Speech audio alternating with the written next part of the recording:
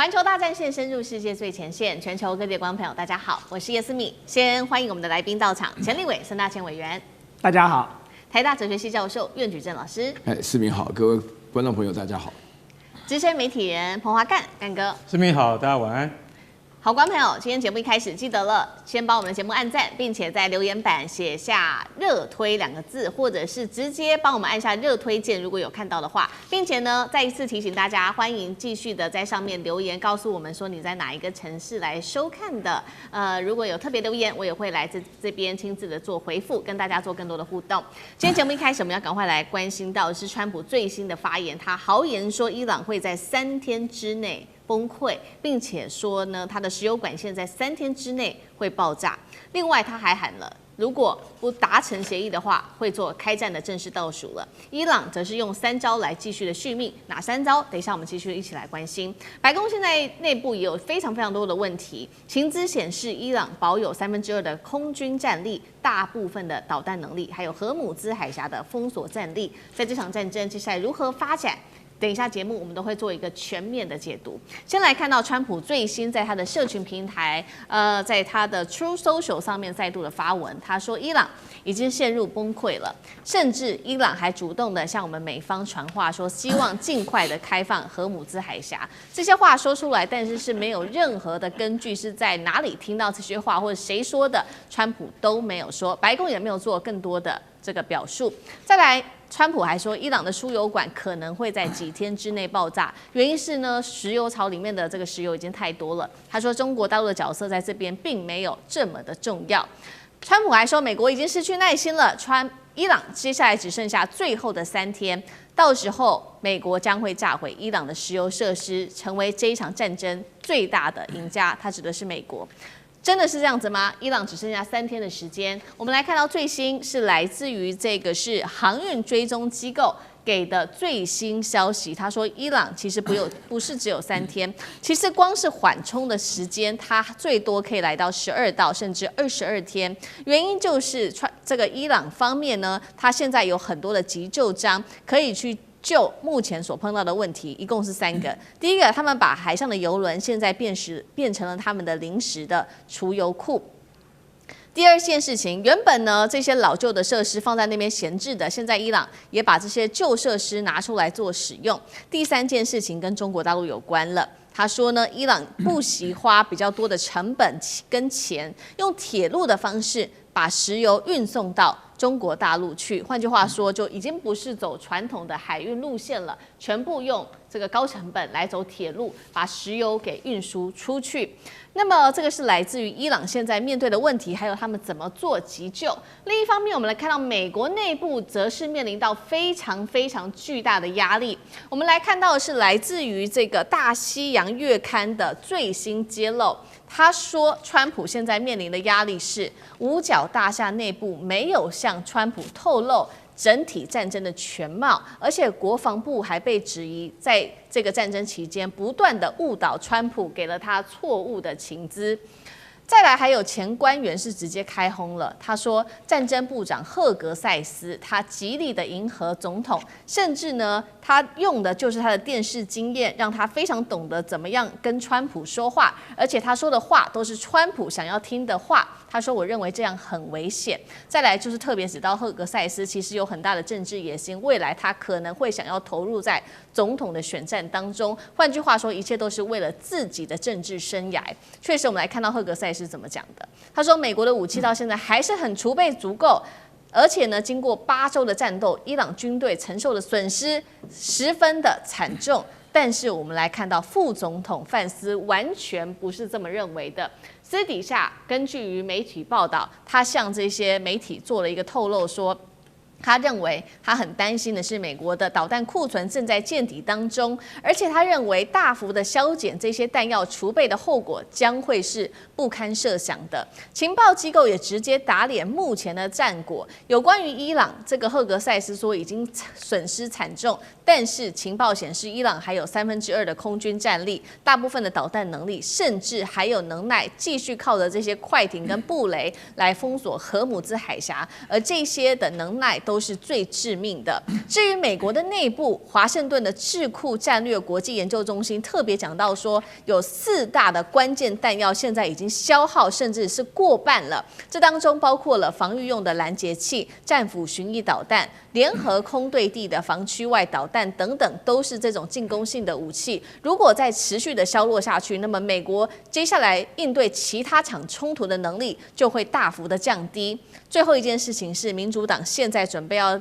针对川普提告了，因为这一场战争已经逼近了60天的全线红线了。再来看到外部，川普又面临哪一些压力呢？盟友，我们来看到德国总理梅尔茨最新持续的酸川普，他说伊朗根本在玩一套超级高段位的不谈判策略，把美国官员耍得团团转，而美国现在内部正在被伊朗跟革命卫队给持续羞辱。今天节目一开始，我们要特别请教委员怎么看川普高喊的伊朗3天之内会崩溃，但是我们现在看到伊朗的3大招。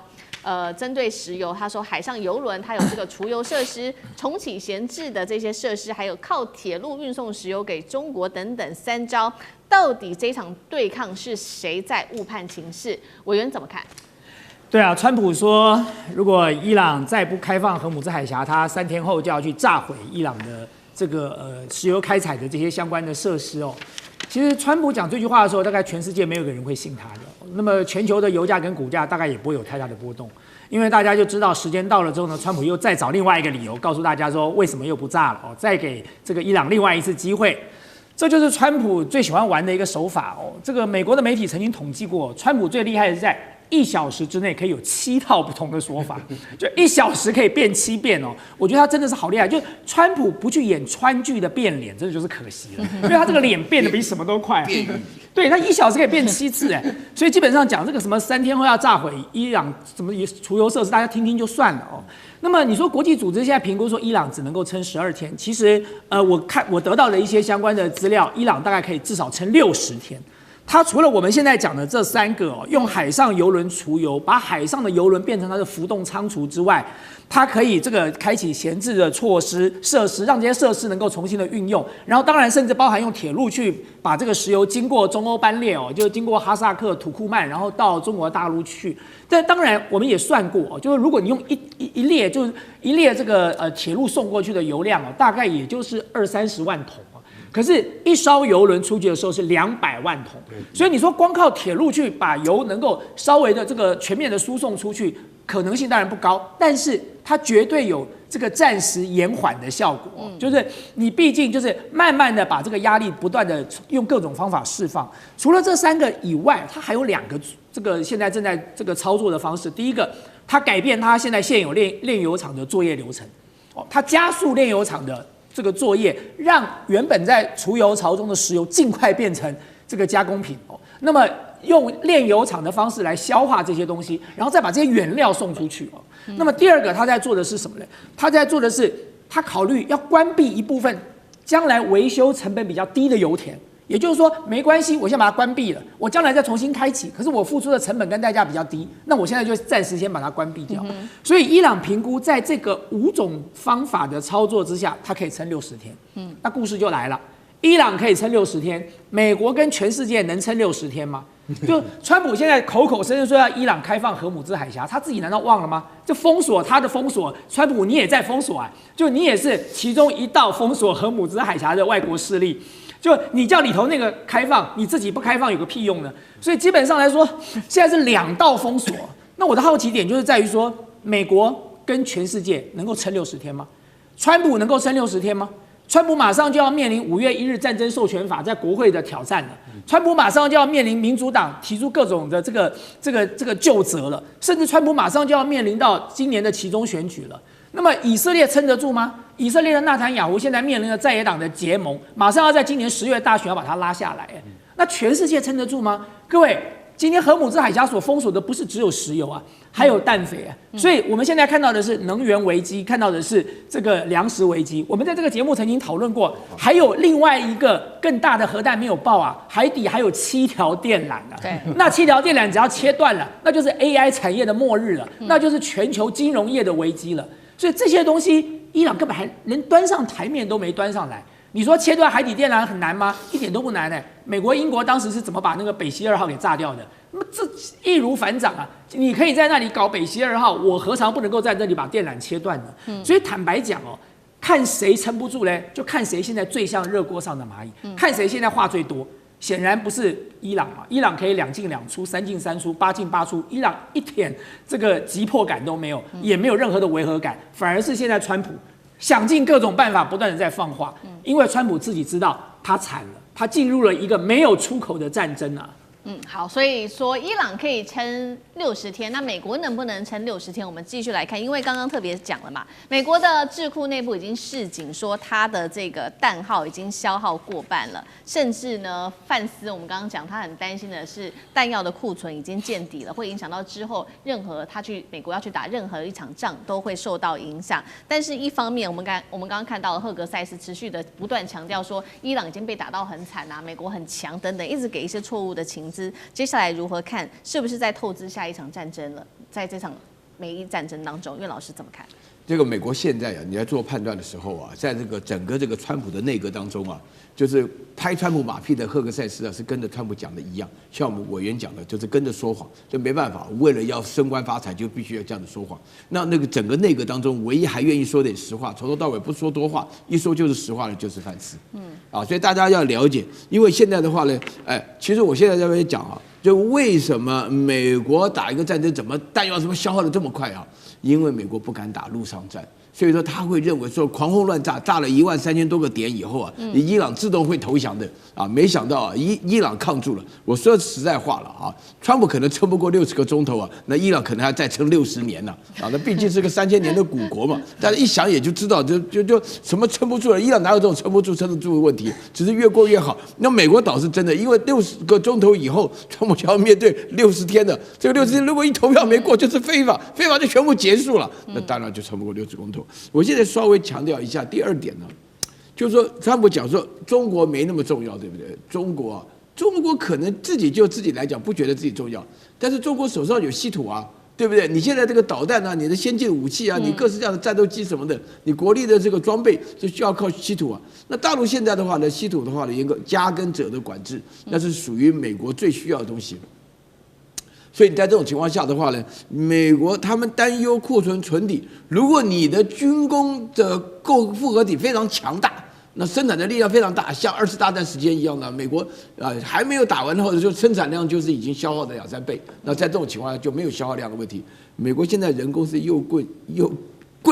又慢啊，然后你也找不到人。大家记不记得这个战争刚开始的时候，川普把所有的军工复合体的厂商全部叫过去，叫他们增加4倍的产量。我们现在都知道，你这个东西的话呢，你就是突然要它增加4倍产量，然后要扩大了很多事情。第一个时间来不来及，第二个符不符合成本的效益。所以在这种情况下来讲的话，美国绝大多数的有识之士就发觉美国打不起。那你至于你在这边问到我说，川普自己还在讲说下一个要打古巴，下一个打古巴的话呢，那整天在那边搞事情，在这个亚洲这边的话呢，万一这边台海又出事，那美国怎么打？所以在这种情况下，大家都会发觉说，美国基本上在川普的吹牛情况下，把自己搞垮了。好，同样的问题，那盖哥又怎么看？另外一方面，现在民主党准备对川普提告哦。对，民主党如果针对川普提告，然后真的受到弹劾的可能性虽然不大，但是我们要看另外一方面的问题，就是说你要看到底赫格塞斯在演哪一出。我今天就讲白了，赫格塞斯要出来选总统啦。你知道吗？他其实他内心他的内在，你会看到他现在做什么事情都很强势。来，这个陆军的这个参谋长兰迪乔治，我把他废掉就废掉了。然后我们这个军队里面以后不可以再出现女性的将领跟黑人将领，这些事情都基本触犯美国宪法。他敢做，他竟然还在那个枪支步枪协会里面说，我告诉你。这个上帝赋予我们拥枪的权利，所以说呢，我们这个只要是信奉上帝的这些教徒们，我们都可以拥枪而自重。这些话听起来都让人家觉得似是而非嘛，对不对？他真的讲这些话，赫格塞斯有政治野心。其实这件事情在华府的观察里面，这已经当然他们从来没有讲过一句，可是他现在直接得罪的就是范斯副总统。为什么？因为范斯也要选。就这么简单，那对于这两个人的角力啊，他们绝对是不能够输的，任何一方都不能输，输了这个人的政治生命就结束了，就完蛋了。也就是说，这两个人能够得到川普的这个青睐，去帮哪一个人的话，其实对他们来讲很重要，这是他们的未来。那现在反映在那个伊朗这件事情上面，就是说，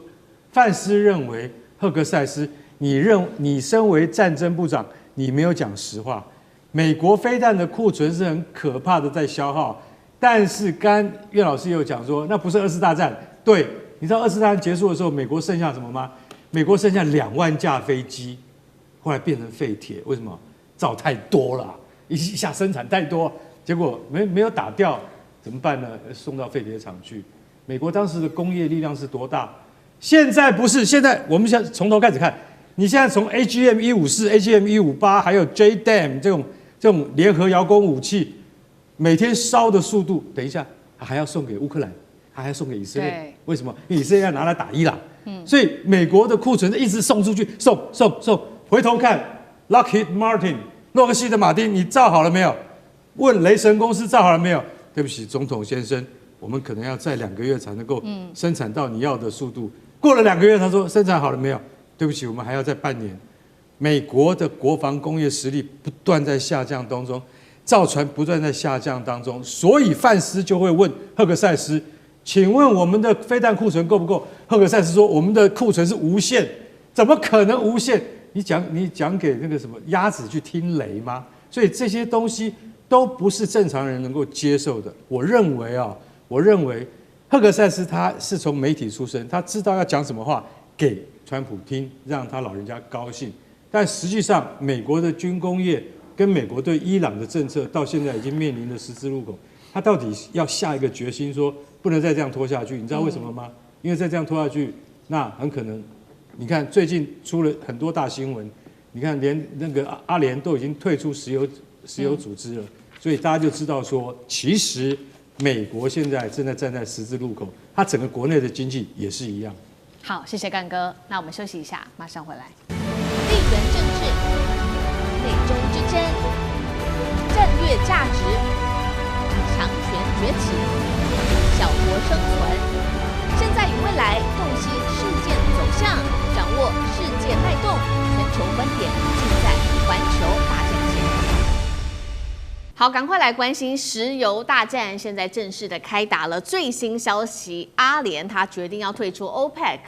会不会因此跟着瓦解呢？会不会有更多的国家决定要一起退群呢？接下来我们来看到说，为什么阿联会突然间决定要退群，跟川普有没有关系？是不是在幕后操盘，希望能够压低全球的油价呢？因为油价的问题早就已经反噬到美国内部对于川普的支持度了，而美国现在内部外食价格竟然涨幅高达了42%，川普当然急着想要解决了。今天就这些议题，我们会一起来做关心。3个火线话题，等一下我们请来宾特别帮我们做解答。刚刚提到的阿联突然就是说他要退出，不管是 OPEC 组织或者是 OPEC 加，时间点刚好是在美国现在内部面临到的油价、通膨跟美伊对抗的问题，所以跟美国在背后高人指点有没有关系呢？如果真的 OPEC里面呢没有了阿联，甚至是没有更多的国家跟着要退群的话，全球油价接下来会怎么走？会不会走入一个无秩序的竞争状态？在这样的情形下，美国会不会借这个机会来扶植新的能源联盟呢？来对抗目前由俄罗斯主导的 OPEC 加的体系呢？这个是第2件事情我们会来关心。第3件事情，我们来看到，在这一场战争之下，赚饱的是美国的石油巨头，每1秒钟竟然狂赚3000美元，但是底层的美国民众现在呢，是因为通膨的关系创下25年最高，说连吃个烤鸡都快要吃不起了。那么现在川普如果想要降低油价来救选情，真的做得到吗？今天就这些议题，我们都会一起来做关心。好，川普打不赢伊朗，难道现在是对盟友来下手吗？我们刚刚讲到说，美国现在内部面临的各种问题，最大的原因就是油价狂飙，美国内部通膨非常的高，在这个关键的敏感之际，我们来看到的是美国最关键的盟友之一阿拉伯联合大公国宣布了5月1号开始，那很快哦，就是明天了，它会退出石油输出国的组织 OPEC 以及呢 OPEC 加这2个重要的组织。要知道这2个组织到底有多重要呢？带观众朋友稍微看一下哦。光是 OPEC 成员国，他们原油产量就占全球的1/3，OPEC 加更是掌握全球50%的原油产量。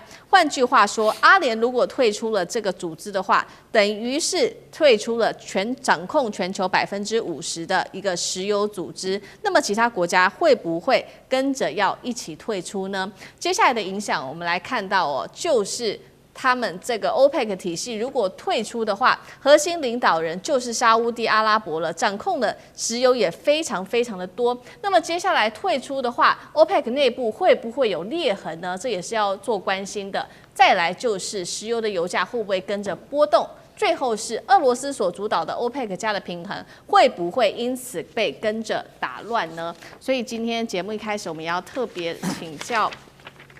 委员怎么看了？现在阿联突然间要退出这样子的一个组织，有没有可能是美国在背后操盘？委员怎么看？这当然有可能啦。就是说，我们大家熟悉国际政治就知道 ，OPEC 跟 OPEC Plus 其实长期以来就主导了全国的这个原油价格的定价的能力嘛。它怎么决定定价呢？其实就是经济学头最简单的供需关系。我增加产量，我的价格就下跌；我收缩产量，我的价格就提高。所以长期以来，当然 OPEC 跟 OPEC Plus 是掌握了这个能源市场的原油的定价权呐。但是我要讲的是说，你说阿联这次退出了这个 OPEC 或 OPEC Plus， 是不是会造成一定程度的影响？我相信会哦。那但是这个影响有多大？我觉得可以做后续的观察，因为不是没有人退出过，卡达跟安哥拉以前就陆续退出过，所以阿联酋只是第3个被第3个退出来的哦。那么，但是我要回过头来看，就是我无法理解阿联酋为什么会去做一个这么蠢笨的决定哦。我看了这个案例，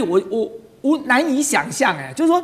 这有太多面向哦。这个阿联酋做这件事情根本就是一件得不偿失的事哦。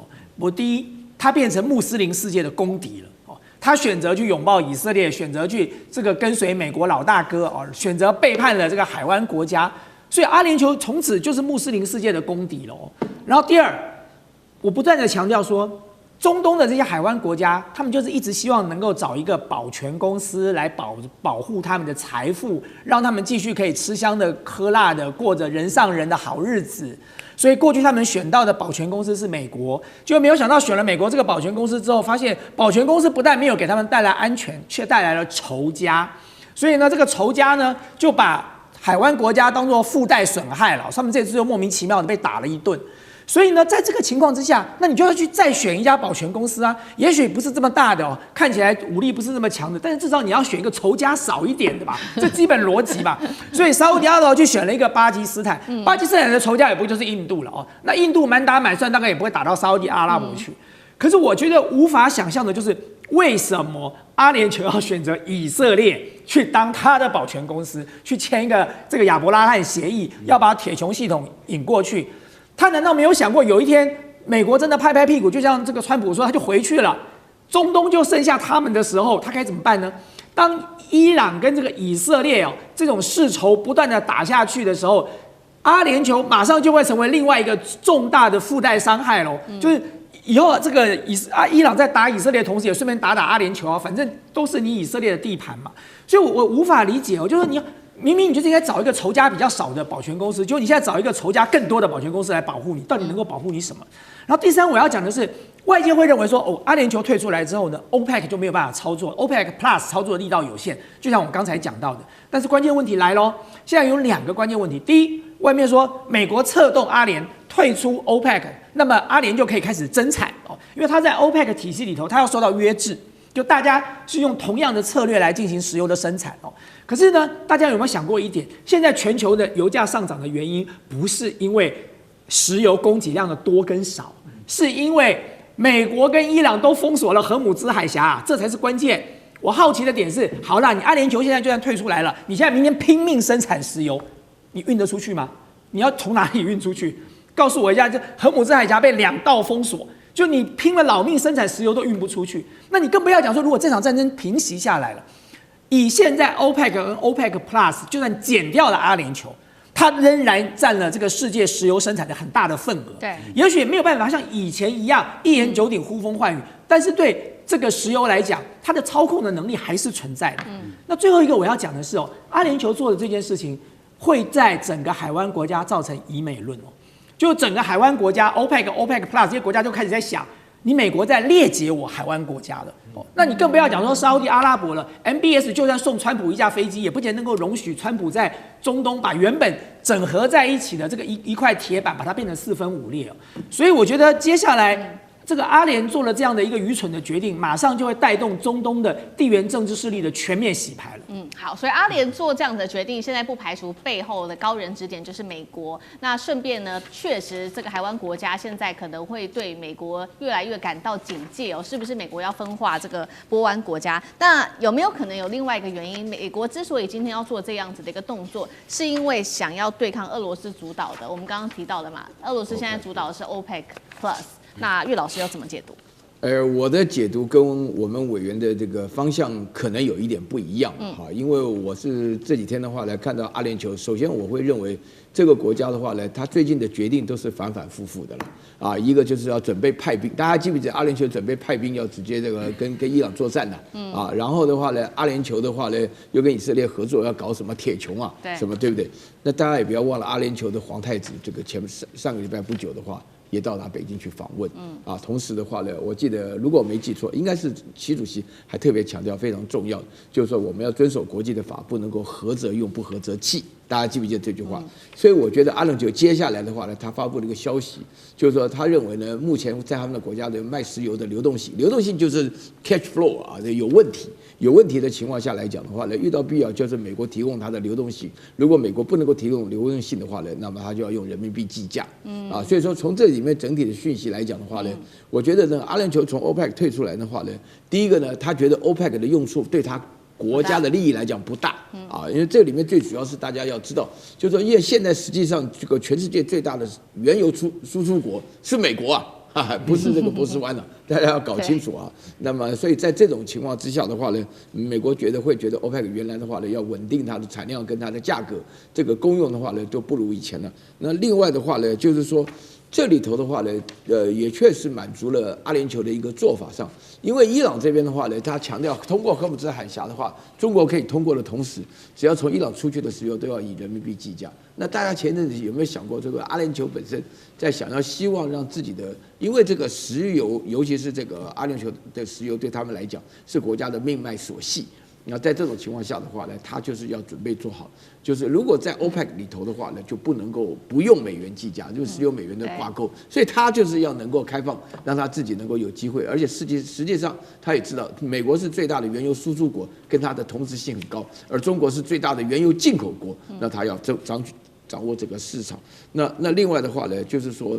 我觉得那个阿联酋的这个皇太子呢，他会这个针对于阿联酋做这个决定，他确实是能够影响到原来 OPEC 的团结的形象的目标，因为现在的中东局势很乱，但是我觉得美国本身控制中东的原油市场，在目前为止的话还是非常强的。你看俄罗斯的油要卖掉的话，如果不是因为这个川普的这个决定，俄罗斯卖油很困难，但俄罗斯现在笑得哈哈的了，因为油价上涨了嘛。好，所以有可能是这个阿联他决定要独立自主用人民币计价来自己去卖油，这是另外一个我们在揣测有可能发生的事情。那其实我们也来看到，其实在这一场的这个石油大战之下，现在造成世界上非常大一个问题，就是赚钱的这些巨头们赚非常多的钱，盆满钵满，但是我们看到美国老百姓受苦受难现在来看到这个差别到底有多大？先来看光是全球的这个6大石油巨头，每一秒获利3000美元，6家公司在这场战争获利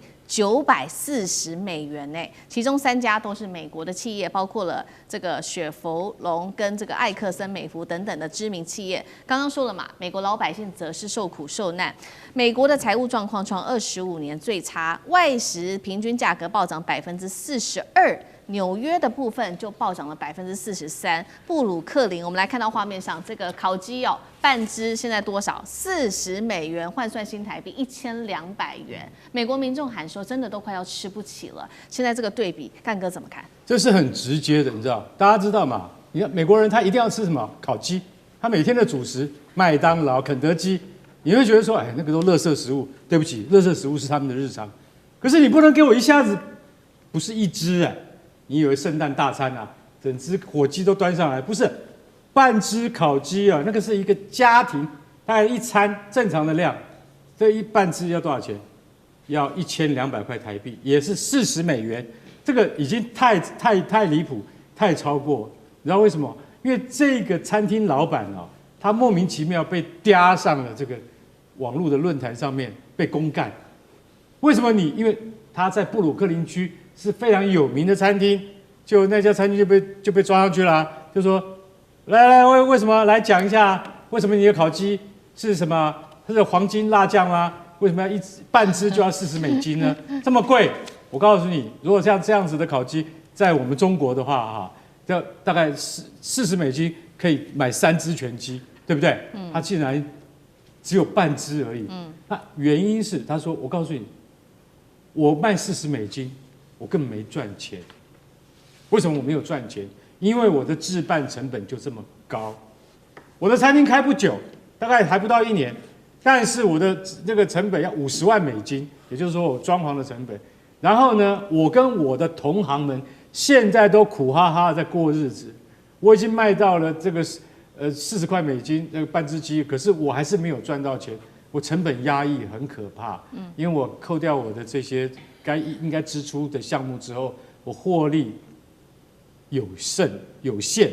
就是非常有限。他说很多朋友都笑我说，哎呀，你这种餐厅老板啊，你是不是到周末都会跑去汉普顿斯度假？汉普顿斯纽约有名的海滨观光景点，他们说他们这些公子哥都会去度假。他说并没有，我现在到了礼拜六、礼拜天了，我要在餐厅里面帮忙洗锅、洗盘、擦地板，这是纽约现在的实际状况。所以为什么它的这个食物的价格可以涨到43%，那就是等于涨一半了嘛。我今天想请问你一下，如果是在我们华人社会里面，不要说涨一半了，涨10%，我们就跑到店家去理论了，对不对？对。纽约人没办法，他们只能吞下去啊。然后就反射到最新的这个消息，你看听得纽约人快气死了。他说，6家主要的世界上的石油公司的老板跟 CEO， 他们现在都躺着赚。为什么躺着赚？就是因为拜波斯湾战争之事，好，有个美伊战争之事。为什么油运不出来，对不对？包括埃克森美孚啊、壳牌、雪佛龙这些美国企业，1秒钟赚10万台币，1秒。然后呢，他们现在做到现在为止哈，他们已经赚了940亿美元，10兆台币，吓死人。对。哦，3兆，对不起，3兆台币。3兆台币，它短短几个月之内，它就可以赚到3兆台币。那我想请问一下，为什么这些公司能够赚到这么多？然后呢，你今天老师讲一句，它转嫁到的不仅仅是美国人民，其实我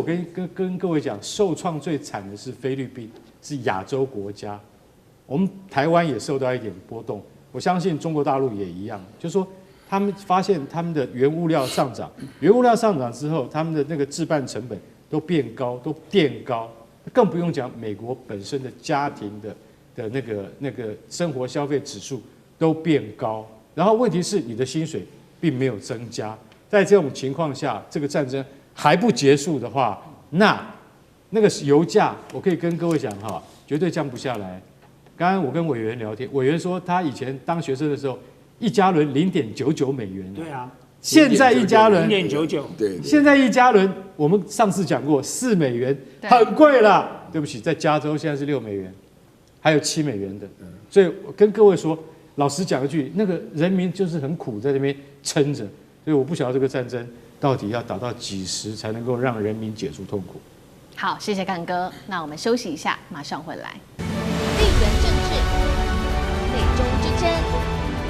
战略价值、强权崛起、小国生存，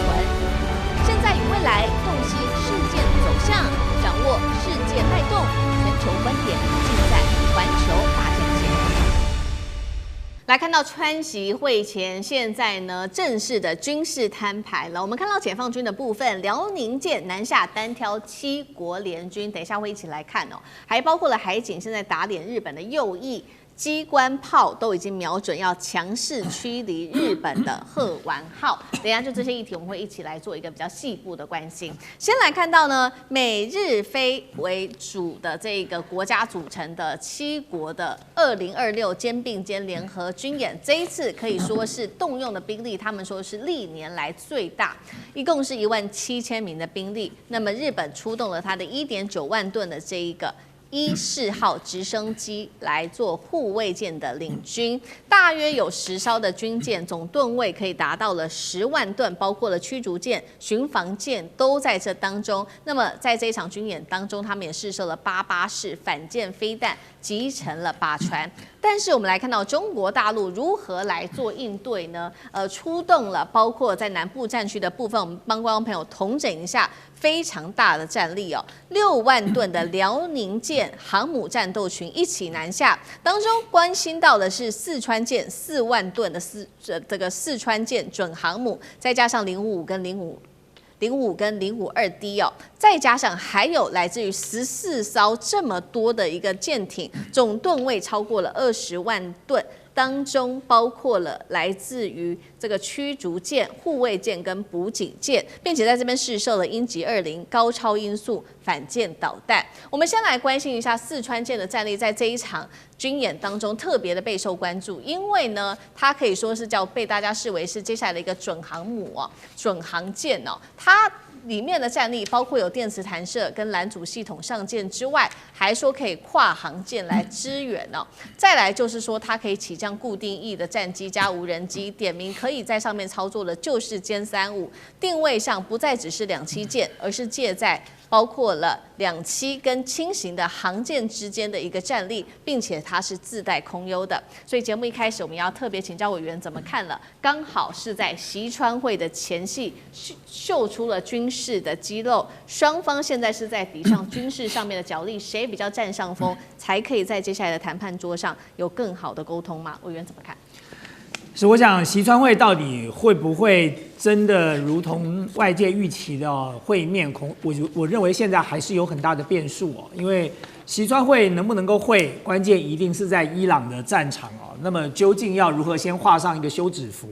如果美国最后忍不住在伊朗仍然这个大开杀戒的全面开打了哦，那么我也不认为习近平会在这个时刻去见川普哦，因为毕竟美国正在打的是中国大陆的盟友哦。那么2个人见面恐怕也很尴尬吧？哦，那么究竟伊朗这件事情的责任该如何归属？那好了，就是我要看看这一次的这个军事演习哦。其实大家刚才看到了，思敏给各位看到那个电视墙的数据就知道啦。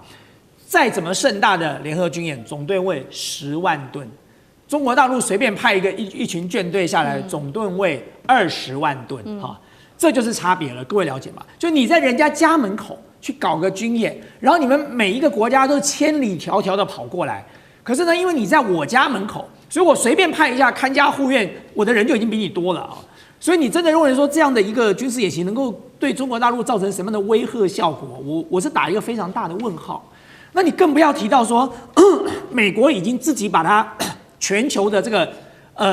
个国际秩序领导者这样的一个地位，自己亲手给摧毁掉了。所以如果我们现在看军演，那么就是一时一地的一个事件。可如果你把这个整个格局放得更大，你把整个地球当做一个棋盘来看，那么你就会发现这个军演根本就是微不足道的一件事。我曾经在这个节目跟各位提过，这个布里辛斯基写了《大棋盘》，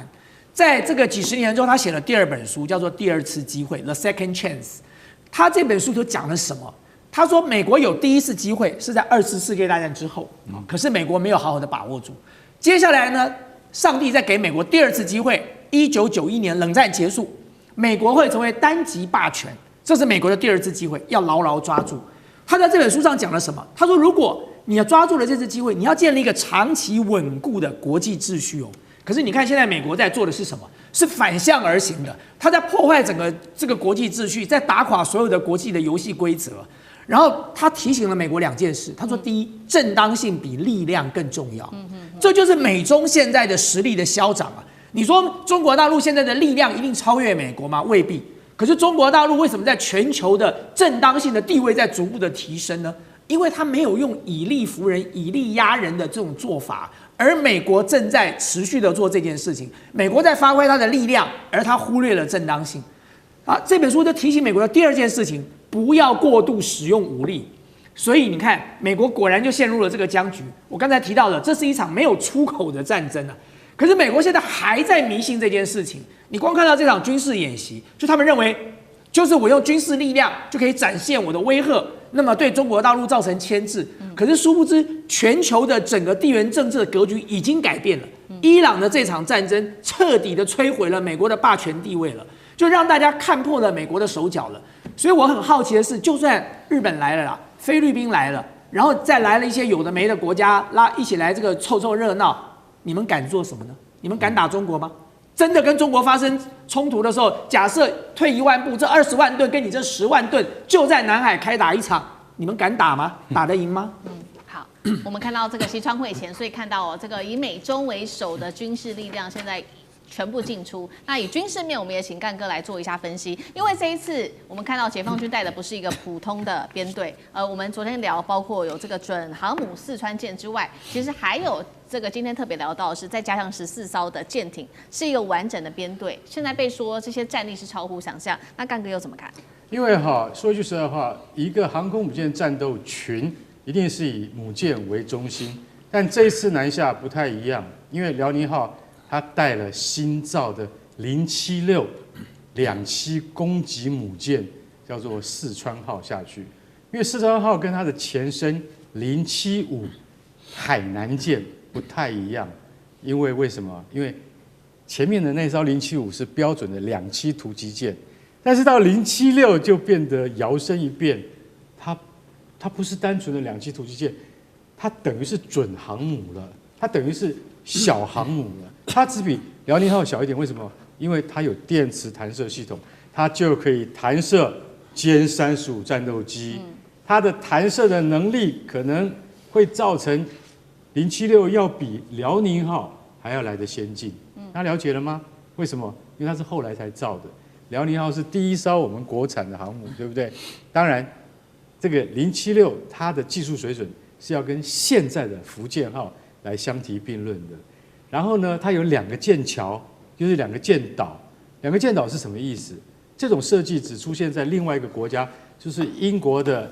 威尔斯亲王号上面。也就是说，前舰岛是航海用的，后舰岛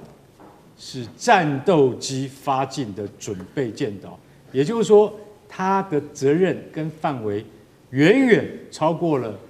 2栖突击舰的设计。那这一次辽宁舰伴随着四川舰一起下去面对，也等于是说去跟那个肩并肩，就是说美菲日之间的肩并肩军演互别苗头，所以这个味道很不一样。为什么？因为一般而言，2栖突击舰不会跟航空母舰战斗群一起行动，因为任务不同。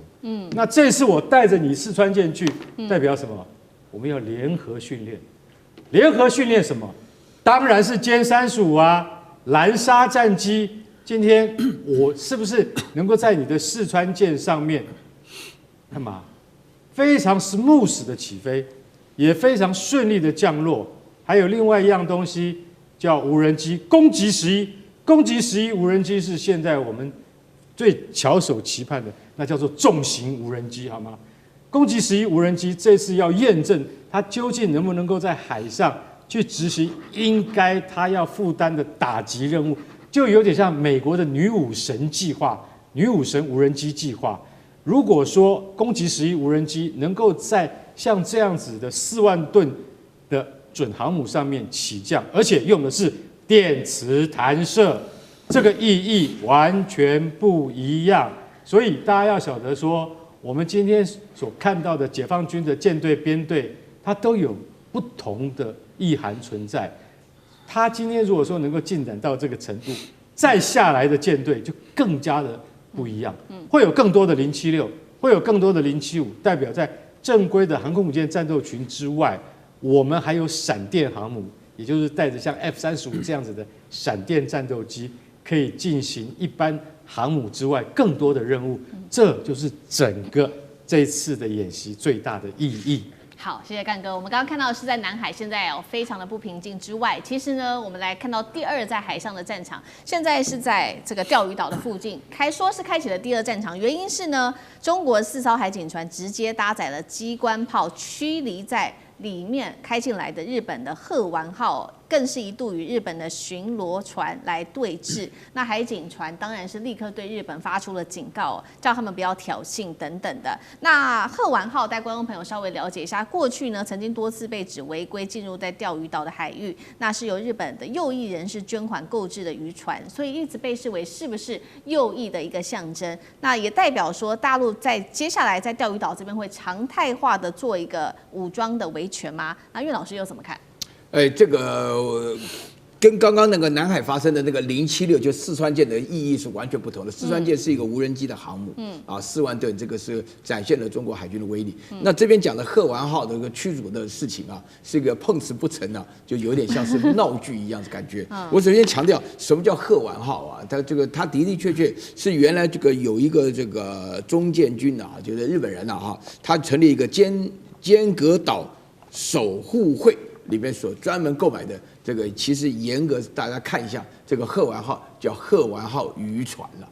它这非常小了，就这个大小也不敢公布啊。但是呢，它负有一个任务，它什么任务呢？原来这个丰臣秀吉的旗舰就叫鹤丸了这个小船用了大名字我乍看一下发觉，这好像是纸做的一样那种感觉那大家心里要了解这个事情为什么？首先第一点呢，就是说这个在钓鱼岛里面的事情的话呢，大陆是很明确的守了钓鱼岛里面的主权的维护，不是维护了，就是在那边固定的巡航已经超过1年的时间了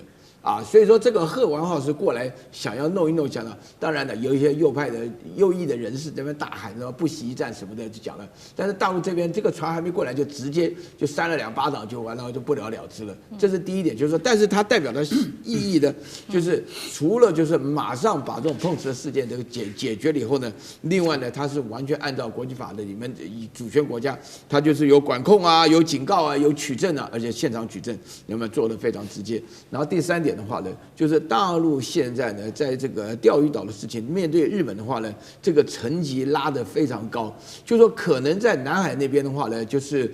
避免擦枪走火，以及即使要开始的话，因为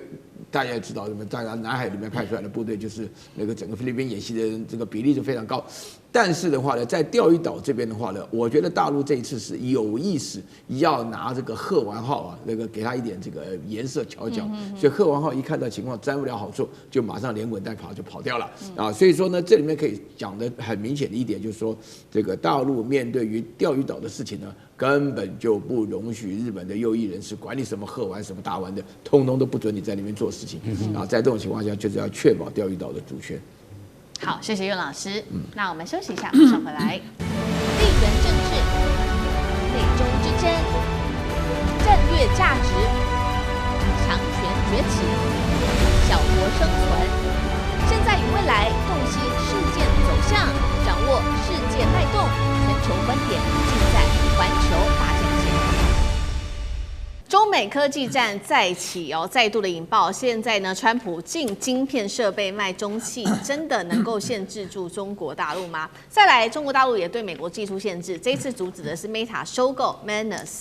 但是是不是也是别想再用钱挖走 AI 的人才，所以祭出这样子的警告呢？今天就这些议题，我们会一起来做关心。好，这一场中美科技战，我们要来看到最新进度是美国的商务部下令了，接下来美国的晶片设备大厂3家包括了科林研发、应用材料跟科磊3大厂商暂停，不准再向大陆的第2大晶片制造厂华虹半导体来做供货了。消息指出，华虹之所以这么重要，因为它旗下的华力微电子正在准备要在上海正式的导入7奈米，也因此美方祭出这样子大的一个动作，当然也是要限制大陆在 AI 晶片上面的发展。我们要再来稍微回顾一下，其实呢，在前几天的时候，美国商务部长卢特尼克还特别提到了说，辉达本来特别为大陆量身打造的 H200晶片，结果没有想到大陆是一片都不愿意买呀。代表现在中国大陆正要发展，全力的发展自己本土的晶片，让美国商务部感到非常的忧心。而现在美国再一次的加码，要禁止晶片设备卖给大陆。委员怎么看这个川普5月中就要访中了，商务部现在祭出这样子的一个禁令，是想要再度的封锁来自于中国大陆晶片的发展吗？还是为接下来的川习会累积自己增加自己的筹码？委员怎么解读？以现在川普陷入这种进退两难的局面哦，再怎么想办法增加筹码都没什么太多筹码了哦。就是如果真的这个习川会可以会面成功的话，我不认为这个美国商务部用这样的方法能够替这个川普或美国增加更多的优势。那我们刚才在讲这个华虹半导体，各位知道华虹半导体所做的这个半导体的晶片其实是用在车用的，或者是用在很多电子设备哦。所以坦白讲，他们过去在做的都是比较成熟制成的晶片哦。那他们现在开始要尝试做7奈米，可是关键问题来了，就中国大陆现在尝试做7奈米的不是只有华虹啊，现在有很多半导体公司都在准备要做这件事情，甚至在过去这1-2年美国的全面封锁的压力之下，中国大陆不但是半导体现在要推动全面的国产，它现在连光刻机也要推动全面的国产了。我记得是在去年年中吧，我们那时候就看到一个资讯说，华为的任正非秘密的用高薪挖了一大批全球的华裔的这个涉及到所谓的光刻机技术的科学家回到了华为哦，他们在特定的地方有很好的待遇跟很好的条件，开始全面的攻克光刻机的技术哦。所以其实卢特尼克这样的一个引诱不是没有道理的哦，就是事实上，当这个 NVIDIA 开放了 H200给中国特供版之后，中国大陆是全面要求国有企业不准购买的哦。那么最主要的原因是什么呢？最主要的原因是因为当国有企业不要去这个购买 H200的时候呢，他们就可以摆脱 NVIDIA 长期以来的这个生态圈啊，叫做CUDA的这个限制啊。就好像我说，我们的手机，如果你用 Android 系统用久了，你要换到另外一个作业系统，你就不习惯。那现在的状况就是如此。如果你持续的用 Android，那你用的越久，你就越难换到另外一个系统去了哦。比如说你要换到了华为的系统，可是呢，这中间有一个转换的过程。对。那你要做这件事情，只有一个办法，你就逼大家现在全部都用新的系统了。那大家就会在这个新的系统里头开始这个习惯使用。同时，这个系统里头呢，更重要的一点是生态。你在 Android 里头，你有这个 Google 这个 Store Play 啊，你可以在里头买你要的这些 APP， 这就是一个生态系统啊。就我有一些产品放在这里，我有一些技术的研发，我在这个平台上。可是如果你用久了，你就没有办法去这个培养另外一个生态系统了。所以现在华为的升腾910C，甚至像910D，他们现在在做的几件事情，第一，他们利用晶片设计的方式，尽量的降低功耗。尽量的提升效能哦，他们让晶片做叠加，用新的这个设计方式。那第二个最重要的是说，他们也在发展自己的作业系统啊。可是这个作业系统要有人用啊，没有人用，你怎么去测试这中间的 bug 在哪里？没有人用，你怎么会去形成生态系呢？所以其实中国大陆很强硬的哦，目前为止就在硬推这件事情。因此，我不认为这个美国能够对中国大陆的科技封锁做到什么样的一个程度啊。那当然，更重要的一点是我这段时间在中国大陆国内，我也去拜访过腾讯，也拜访过小米，我也私下跟比如说字节的这个火山引擎的这些朋友，跟阿里云的朋友在聊天，他们只告诉我了一句话，很淡淡的说了，H200只要在地球上还可以卖，只要有钱你就买得到。所以呢，你说美国现在要去封锁，可以，他就把黄仁勋的那个仓库关起来，然后把它锁起来，不要到地球上去卖，否则呢，他不管卖到哪里。中国大陆的这些厂商，他只要有钱，他只要想买，他都买得到的。好，所以我们看到，其实大陆现在是在强化自己的晶片的自主化发展，还包括了在 AI 的自主化上面的自产哦，自己生产、自己发展。那另外一方面，我们看到中国大陆也开始针对了许多的企业开始祭出了制裁，也就是这一次科技战的一环。因为中国最新宣布禁止呢 Meta 在去年底收购了中国大陆这间企业 AI 公司哦，叫做 Manus， 并且呢，这个中国宣布要求撤销这笔高达20亿美元的收购案，而且呢，做出有条件的要求，包括要完全还原 Manus 被并购的中国资产，还要删除从 Meta 转移过来的所有的数据哦，否则就会对双方寄出罚款。官媒《环球时报》是特别讲，现在这一起争议点，这个中国大陆政府之所以要出手的争议点，就是在于说 Manus 它刚开始在发展的时候，它靠的是来自于大陆的资源，包括靠的中国大陆的工程师，还有靠中国大陆的基础设施。结果呢，当他开始获得这些投资跟有一些获利之后，就开始切割跟中国的这个元素哦。所以央视做的评论，中方禁止的就是这些企业洗澡式出海的不合规做法。苑老师怎么看？我旁边的孙委员是这一行的专家了，我从我自己这个对于新闻的接触啊，然后做一点点哲学上的分析哈，然后来表现我的这个对于 Manus 的这个事情，这个事情搞了大半年了啊，然后这个 Meta 有钱20亿美元收购它。那为了要 Manus 的话，里面的几个，至少我认得他们3个主要，不是认得了，就看到照片，他们就同意的话呢，他们先把公司移到新加坡，然后把这边的人员做了一个裁撤。对，这个做法的话呢是非常简单而且直接的了啊。典型的理工男的做法，就是说我们想卖这公司，想要建所有的高科技人才呢，基本上都不跟我们哲学家一样，他们一开始就准备上市要发财，然后现在被收购是他们获利的一个主要的来源，这个是大家要了解的。但是 Manus 的公司非常特殊，是大陆目前为止出现了这个 AI 里面的话呢，在这个全球在发展上来讲都可以使用的一个 AI 科技啊，所以说大陆针对它的一个观念讲起来，就是说这个 AI 人才在中国的这个市场里面设计，在中国的这个环境里面，这个人才啊，因为我有的时候会觉得说，这不是我讲，黄仁勋讲的。黄仁勋讲说 AI 的人才的话呢，50%的Chinese 啊，那还不包含说是这 Chinese 当然在中国最多嘛，对不对？这个概念上，所以说你在这种情况下来讲的话呢，那个 Meta 公司的这个佐克伯呢，他就是只要有人就要，他就要20亿美元的要收购。那么这个当然会讲起来了，但是过了大半年以后呢，中国大陆是真正的公告了，说不准卖。不准卖的话呢，就是有几点要值得分析。他现在首先第一个明面上的理由的话呢，就是国安问题。国家安全的问题，其实这个讲起来的话呢，真的有一点让人难过，因为我们每次听到任正非讲，都知道全世界各地的人才都来替华为工作。那这个概念的话呢，那个佐克伯也可以讲说，全世界各地的 AI 人才都可以为我们的 Meta 做事，其中包含 Manus。所以说这个国家安全问题，就是如果美国玩国安牌，我们刚刚讲到 H200，那这个结果就是这个样子。大陆说我也跟你玩国安牌嘛，啊，我们就是稀土跟人才。就是这种情况，原来是稀土，现在是人才，人才不准去。当然 ，Manus 那些人的话呢，要赚钱。然后另外一个就是技术主权，就是大陆会觉得说，我们现在在整个 AI 的追求上来讲，就是还差一点点。那么我们现在不能够遗失这些人才。那另外最重要的是，这个 Manus 在大陆已经运作了一段时间，它有涉及到数据安全的问题。啊，你现在的话来讲，这个不是说只有生态的问题，不是只有那个 CUDA 生态的问题而已。这个数据的安全的话，也是使得它如果一旦卖出去以后呢，这些连带的数据走。所以大陆是基于这种考量，但是这个是违背自由经济的，这违背人才的自由流动的。那么这个限制不能出去，所以我觉得大陆日后一定要加强它自己的金融市场，才让这些新兴的科技人才能够安心的发展。好，是 Meta 之所以要买 Manus 的原因，所以 Manus 是去年出来的，就是去年当时在讲 AI 代理人的时候 ，Manus 是中国大陆第一家推出来。那时候外界都认为说 Manus 是在鬼扯，可是后来发现 Manus 真的能够做到。